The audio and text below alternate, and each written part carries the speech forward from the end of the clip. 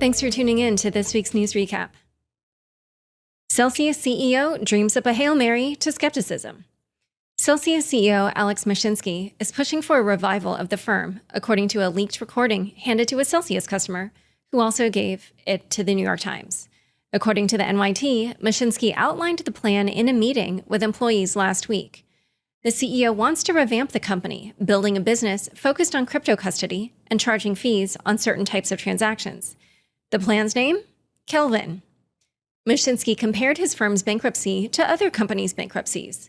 Does it make the Pepsi taste less good? He asked employees. Delta filed for bankruptcy. Do you not fly Delta because they filed for bankruptcy? Thomas Brazil, bankruptcy expert, called the plan a joke and encouraged Mashinsky to step down. He also said, Delta is not a financial firm that operates on faith or trust. That's the big difference between financial and non-financial bankruptcies. Even though Mashinsky seemed enthusiastic, the plan would require approval by federal judge Martin Glenn. In addition, the creditor committee has serious concerns about it and also about Mashinsky's involvement with Celsius. On Wednesday, the judge approved an order to appoint a neutral third party as an examiner of Celsius's financials. Using an examiner in Chapter 11 bankruptcies is not very common. Lastly, on Monday, 2 lawyers from the Federal Trade Commission requested permission to represent the regulator in Celsius's bankruptcy case, though it's unclear what the agency's intention is. Treasury allows recovery of tornado cash funds, but leaves open questions. On Tuesday, the U.S. Treasury Department's Office of Foreign Assets Control, or OFAC, updated its Frequently Asked Questions, or FAQ document, which provides guidance on how to remain compliant with the sanctions against tornado cash. As per the updated document, American citizens who used the virtual currency mixer before sanctions were implemented will be able to apply for a license to recover the locked funds. OFAC also provided an update on the issue of celebrities and famous crypto community members being dusted with small amounts of ETH from tornado cash, and said it will not prioritize enforcement against them. However, OFAC did not address the sanctions compliance responsibilities of various participants involved in validating transactions under proof of stake, the exact questions many members of the crypto community have been debating since the sanctions. This week, crypto venture capital firm Paradigm laid out legal arguments against the sanctions on tornado cash. The company said, "We believe that under current OFAC guidance, base layer participants are not required to monitor or censor these addresses as part of a risk-based sanctions compliance program." According to blockchain security firms PeckShield and Certic, a hacker laundered $500,000 through tornado cash on Tuesday.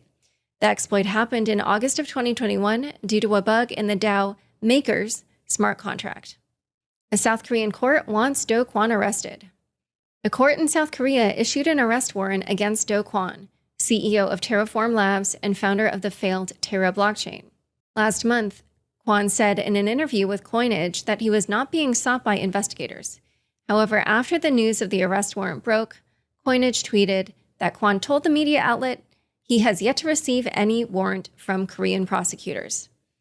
The warrant will be valid for 1 year, and authorities expect help from Interpol to carry out the arrest of Kwon and 2 other Terraform Lab employees, all believed to be based in Singapore. In addition, South Korea's Ministry of Finance is looking to void Kwon's passport. Doing so would force him to return to South Korea, where he would most likely be arrested. During the week, the price of Luna has experienced a crazy ride. It rose more than threefold, from $1.91 to $7.06, and is currently trading at around $3. After the news of the arrest warrant spread, someone created a token called Jail Kwon, ticker JKWON. Inflation tanked crypto. On Tuesday, the U.S. Bureau of Labor Statistics reported the Consumer Price Index, or CPI, for August. The numbers came in higher than expected, showing an 8.3% inflation rate over the last 12 months. The news was taken very negatively by the market, which started to price a higher interest rate hike by the Federal Reserve. Consequently, all speculative assets plummeted, including cryptocurrencies. The price of BTC fell almost 10% that day, and ETH suffered a 7% drawdown as well. According to CoinGlass, more than $110 million was liquidated during the hour following the release. During this high volatility period, crypto exchange FTX's interface froze. Later, founder and CEO Sam Bankman-Fried apologized for the inconvenience. Fidelity Investments plans to offer Bitcoin trading. The Wall Street Journal reported on Monday that Fidelity Investments is planning to offer spot Bitcoin trading to retail customers. Fidelity handles over 34 million retail accounts on its brokerage platform and is one of the largest asset managers in the world.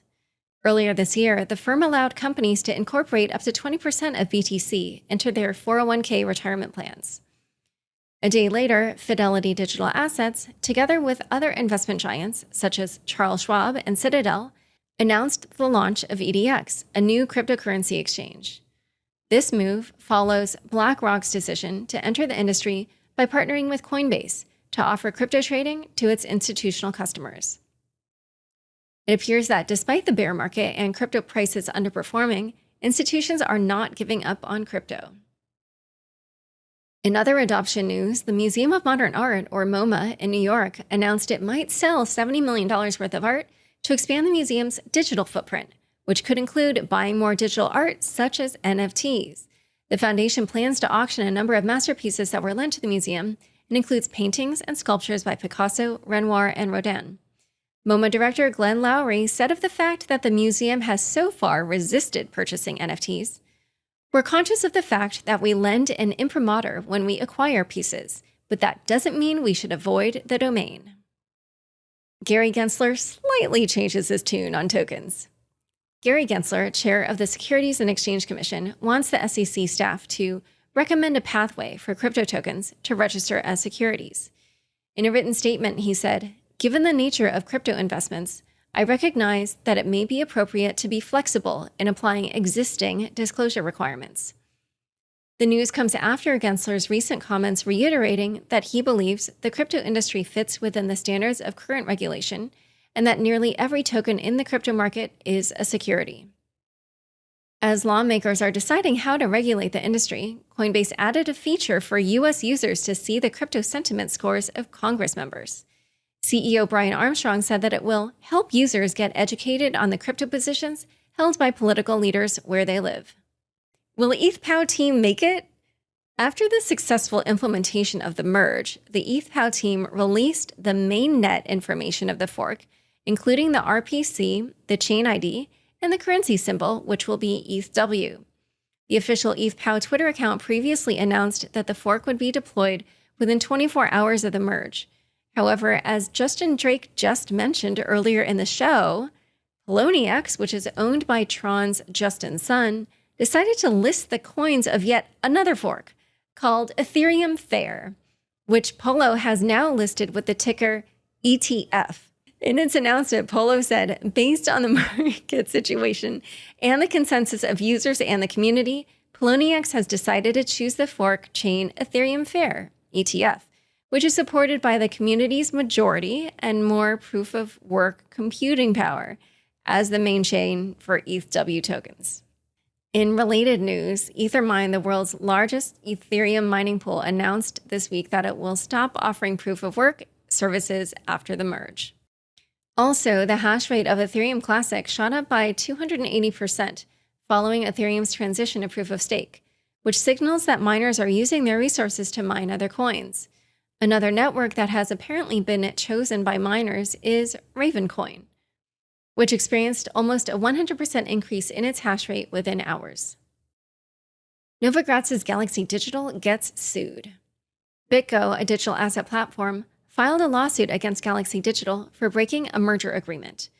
Last month, Galaxy Digital announced the termination of its $1.2 billion acquisition of BitGo.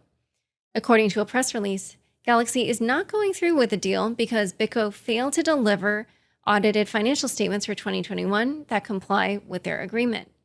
BitGo tweeted, BitGo filed a lawsuit against Galaxy Digital seeking damages of more than $100 million arising from Galaxy's improper repudiation and intentional breach of its merger agreement with BitGo.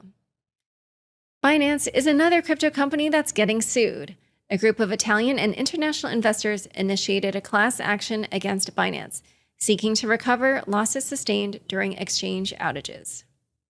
Time for fun bits. Vitalik's hammer defeats enemies to merge.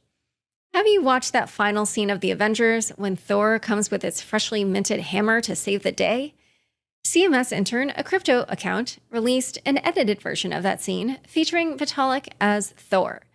The video is hilarious, and it shows Vitalik, who is buzzing off green tea and wine, defeating all the crypto problems and enemies, including Warren Buffett, with his merge hammer, aided by optimistic and zero-knowledge rollups.